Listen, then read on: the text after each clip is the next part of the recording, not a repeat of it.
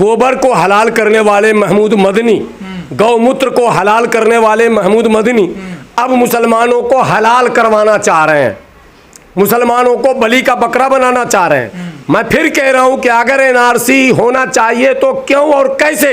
मुसलमान ये जानना चाह रहा है जमीयत उलमाए हिंद और उन चंदा खोर, ज़कात खोर, फितरा खोर और तमाम खोर से कि आपने इतने दिनों में एक यूट्यूब चैनल नहीं खोला? क्या आपको सुशांत सिन्हा के यहाँ जाके इंटरव्यू देना पड़ रहा? आपके पास एक यूट्यूब चैनल भी नहीं खोल सके यार बड़े चैनल तो तुम खोल नहीं सके, एक ब्रांडेड यूट्यूब चैनल तो खोल लेते जिसके कम से कम 2-4 करोड़ सब्सक्राइबर होते, एक प्लेटफॉर्म तो होता, बैठकर चूतर टेक कर बोल तो सकते थे। वो भी दूसरों की कुर्सी पर, आरएसएस की कुर्सी पर जाकर बोलना पड़ता है और दूसरों के ऊपर फतवा जारी करता है। मुसलमान को टीवी में नहीं जाना चाहिए तो ये नेता को क्यों जाना चाहिए? सो कॉल्ड मुसलमानों के रहनुमा हैं, इनको क्यों जाना चाहिए? इनके घर में खाना कम पड़ गया क्या? 20 करोड़ के एक बंगलों को दिन के उजाले में बुलडोज करके धराशायी कर दिया गया, 10 लग्जरी गाड़ियों को पकड़ पकड़ के चूरा गया। इस कौन सा पत्थर का दिल है महमूद मदनी का कि रोया नहीं? सारा मुसलमान भारत का रोया उस दृश्य को देखकर, उस वीडियो को देखकर। महमूद मदनी तुम्हारे आंख में आंसू नहीं, रोए नहीं तुम और बात कर रहे हो सरकार के पक्ष में। एनआरसी जिसकी वकालत महमूद मदनी कर रहे हैं, उस एनआरसी के नाम पर कम से कम 200 नौजवान जेल में हैं, कम से कम 200 नौजवान जेल में हैं, बेल नहीं हो रहा, उनका घर बर्बाद हो गया, तबाह हो चुके हैं, उनकी जवानी खत्म हो गई उस जेल के अंदर। और आप कहते हो एनआरसी होना चाहिए? जब आप ही भारत के मुसलमानों के ठेकेदार हो, आप ही कहते हो कि हम ही है वन मैन शो, तो मुसलमानों की इस बदहाली के जिम्मेदार भी तो आप ही हो गए ना। मुसलमानों के हाथ में कटोरा है तो जिम्मेदारी आपकी है, मुसलमानों की मॉब लिंचिंग हो रही, जिम्मेदारी आपकी है, मुसलमानों के घर पे बुलडोजर चल रहा, जिम्मेदारी आपकी है, मुसलमानों को नौकरी नहीं मिली, जिम्मेदारी आपकी है, उर्दू को रोजगार से काट दिया गया, जिम्मेदारी आपकी है। बाबा रामदेव के प्रोडक्ट को हलाल करने वाले महमूद मदनी, गोबर को हलाल करने वाले महमूद मदनी, गौमूत्र को हलाल करने वाले महमूद मदनी अब मुसलमानों को हलाल करवाना चाह रहे हैं, मुसलमानों को बलि का बकरा बनाना चाह रहे हैं। मैं फिर कह रहा हूं कि अगर एनआरसी होना चाहिए तो क्यों और कैसे? आपके पास कोई मसौदा, कोई प्रस्ताव, कोई क्या कहते हैं सिस्टम है तो आप सरकार को बताइए, मशवरा दीजिए। ना आपके पास कोई मसौदा है, न कोई ड्राफ्ट है, न कोई सिस्टम है, न कोई सवाल है, न कोई जवाब है। बस एक धक्का लगा और आके सुशांत सिन्हा के पास बोल दिया। कौन सी तंजीम? वक्फ बोर्ड पे कब्जा करने को तंजीम कहते हैं? कौन सी तंजीम? तमाम मस्जिदों पर कब्जा करके लूट लिया मुसलमानों को तंजीम कहते हैं? ज़कात का पैसा लूट लिया तंजीम कहते हैं? फितरे का पैसा लूट लिया तंजीम कहते हैं? मुसलमान दुनिया की वो कौम है, भारत के मुसलमान प्रत्येक वर्ष एक दिन में, एक दिन जिसका नाम ईद है, ईद जो मनाते हैं हम, रमज़ान वाला ईद, एक दिन ईद में 8,000 करोड़ रुपया हम निकालते हैं, फितरा बोलते हैं उसको। भारत की आबादी के अनुसार कैलकुलेट किया हुआ, और हर साल निकालते हैं। और पैसा जाता कहाँ? वही तो आप पूछिए ना, आप जाते ही नहीं, आप तो आ जाते हैं गुलाम सरवर से इंटरव्यू लेने। महमूद मदनी साहब पूछिए कि ये फितरा क्या होता है साहब, और फितरा कितना निकलता है? इस साल जो गुजरा है ईद कितना निकला था, और मुसलमानों की आबादी कितनी है? वो कैलकुलेटर निकाले, हालांकि कैलकुलेटर काम नहीं करेगा क्योंकि वो कई 100 करोड़ 1000 करोड़ में जाकर वो फेल हो जाता है कैलकुलेटर, मगर फिर भी वो जीरो लगा लगा के आइडिया लग जाता कि इतना करोड़ हुआ।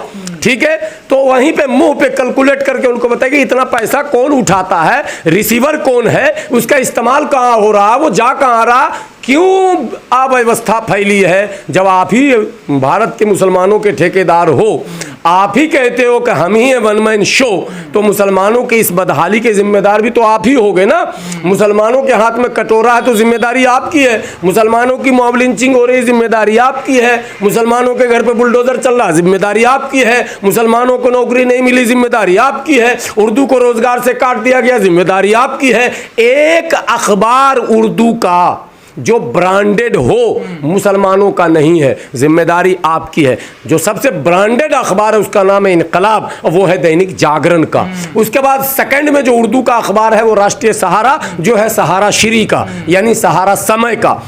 लानत नहीं भेजेंगे, आप कहते हैं कि आपकी दुश्मनी है, मेरी क्यों दुश्मनी है? मैं मुसलमान, मैं करोड़ों मुसलमानों की आवाज़ हूँ। मुसलमान ये जानना चाह रहा है जमीयत उलमाए हिंद और उन चंदा खोर, ज़कात खोर, फितरा खोर और तमाम खोर से क्या आपने इतने दिनों में एक YouTube चैनल नहीं खोला? क्या आपको सुशांत सिन्हा के यहाँ जाके इंटरव्यू देना पड़ रहा? आपके पास एक YouTube चैनल भी नहीं खोल सके यार बड़े चैनल तो तुम खोल नहीं सके, एक ब्रांडेड YouTube चैनल तो खोल लेते जिसके कम से कम 2-4 करोड़ सब्सक्राइबर होते, एक प्लेटफॉर्म तो होता, बैठकर चूतर टेक कर बोल तो सकते थे। वो भी दूसरों की कुर्सी पर, आरएसएस की कुर्सी पर जाकर बोलना पड़ता है और दूसरों के ऊपर फतवा जारी करता है। मुसलमान को टीवी में नहीं जाना चाहिए, तो ये नेता को क्यों जाना चाहिए? सवाल ये भी नहीं, ये जो सो कॉल्ड मुसलमानों के रहनुमा हैं इनको क्यों जाना चाहिए? इनके घर में खाना कम पड़ गया क्या? राशन कम पड़ गया क्या? क्या मसला क्या है? क्या आप जाके सुशांत सिन्हा के पॉडकास्ट पर बैठकर बोल रहे हैं और चबा चबा के पान खाते नहीं, मुंह घुमाते रहते हैं? समझिए ना, मसला बहुत टेढ़ा और पेचीदा है कि आप तो एनआरसी पर आपने कह दिया। दूसरा उन्होंने जो बयान दिया, इतना हास्यास्पद बयान, बाप रे बाप, कि मेरे नबी की शान में गुस्ताखी की। एक नहीं दो, पहले नुपुर शर्मा का मसला हुआ, उसमें मुसलमान मारे काटे गए, जेल गए।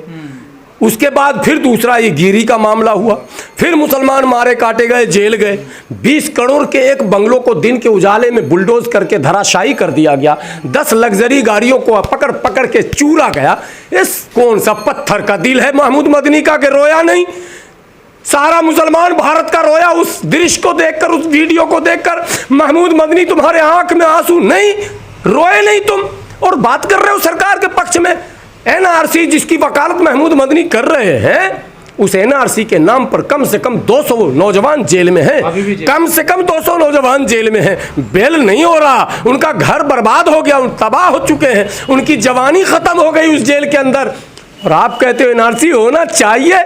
हाँ, होना चाहिए। लेकिन जो इस्माइल बाटली वाला ने प्रस्ताव दिया है, जो इस्माइल बाटली वाला ने बाज़ाब्ता ड्राफ्ट पेश किया है, जो मसौदा सरकार को दिया गया, उस पर बात करो। आपको भी दिया गया, पढ़ोगे नहीं? क्योंकि आपको तो चाहिए एकदम आला से आला, अदना को तो आप मानते नहीं। गुलाम सरवर कुछ भी बोले, कुछ भी सोचे, इसकी सोच क्या मतलब? गुलाम सरवर ने तो कब्जा किया ही नहीं वक्फ बोर्ड पर, तो फिर इसकी सोच का क्या मतलब? अगर 500 गज मैं भी कब्जा कर लिया होता, 5 लग्जरी कार मेरे पास भी हुआ होता, 10 मैं भी बॉडीगार्ड लेकर चला होता, तो महमूद मदनी खड़े हो जाते गेट पर, स्वागत करने अहलन व सहलन मरहबा। ये वो लोग हैं, इनकी ये मानसिकता है, इसीलिए इन पर मनुवाद का पूरा छाप है। और मनुवाद का छाप है तभी रामलीला मैदान में इन्होंने कहा था कि आदम और मनु एक ही है, याद है ना? तो ये समझने की चीज है। वो विवाद हुआ। ये नेचुरल, बाय नेचर मनुवादी है। ये नाम टोपी पहन लेने से मुसलमान, दाढ़ी रख लेने से मुसलमान नहीं, कलमा पढ़ लेने से भी नहीं मुसलमान। मुसलमान किरदार और कैरेक्टर से साबित करना पड़ेगा कि वो मुसलमान है। कुरान पढ़ लेने से मुसलमान नहीं होगा, नमाज पढ़ लेने से भी मुसलमान नहीं होगा, रोज़ा रख लेने से भी मुसलमान नहीं होगा, जब तक कि उसका कैरेक्टर, उसका किरदार इस्लाम के मुताबिक नहीं हो जाए, वो मुसलमान पक्का सच्चा नहीं हो सकता। तो ये जो सो कॉल्ड ठेकेदार हैं हमारे, इनकी ठेकेदारी अब लड़खड़ाई है। 2-4 धक्का और ज़ोरदार देंगे, इनको मुंह के बल गिराएंगे इंशाअल्लाह। नई पीढ़ी, नए युवा, पढ़े लिखे नौजवान, वही युवा जिन्होंने NRCCA में सड़क पर आकर दम दिखाया था, वही युवा जो चलो मुंबई में जिन्होंने भीड़ जुटाया था, उस तरह की युवा प्रतीक्षारत हैं। बहुत जल्द इनकलाब की आहट हो चुकी है। ये ट्रेडिशनल लीडरों की विदाई आप लोग अपनी आंखों से इसी उम्र में देखेंगे। मदनी जी ने कोई रिसर्च किया होगा ना CNRC पे, तभी तो उन्होंने समर्थन किया ना। कुछ तो अच्छा होगा ना। 5 साल लग गए उनको रिसर्च करने में, 5.5 साल। तो फिर तो ऐसा रहनुमा मुसलमानों को नहीं चाहिए जिसको एक बात समझने में NRC अगर ABC से Z तक पढ़ाया जाएगा तब तो इनको पूरी ज़िंदगी बीत जाएगी। NRC तो 3 ही लाइन है, 3 अक्षर है, ये 3 माने लेटर है, वर्ड नहीं है, ये लेटर है। तो 3 लेटर को समझने में अगर इनको 6 साल लगते हैं तो 26 लेटर को समझने में कितने लगेंगे? 26 दूनी 52, तब तो ये मर ही जाएंगे। तो फिर क्या मकसद है इसके पीछे इस बयान? कोई मकसद नहीं है। मोदी जी ने धमकाया होगा कि भैया जो पैसे तुमने सब जमा कर रखे हैं तो सब उठवा लेंगे हम, भेज कर उसी को आजकल जो भेजा जा रहा, पता ही ना आपको, फिर नाम लेने की क्या जरूरत है? सब लोग पब्लिक जागरूक हो चुकी है, जान रही, तो भेज देंगे। और भेज देंगे तो बेटा सब समेट के ले आएगा, साथ में तुमको भी समेट के ले आएगा।